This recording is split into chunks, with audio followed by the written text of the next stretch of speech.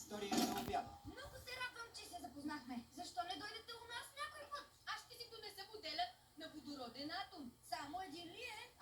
Ще падне голямо делене. Хитро. Гледайте. Какво похапа, Шерман? Сигурно кокали. Всъщност съм си взел морковчета, пресен ябълков сок и рибен сандвич.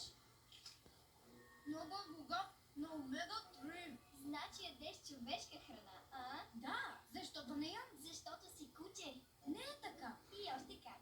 Баща ти е куче, ти очевидно също. Има объркване. И Боди мой осиновител. Млъквай, Карл. Добре. Ето, ще видиш. Дръж.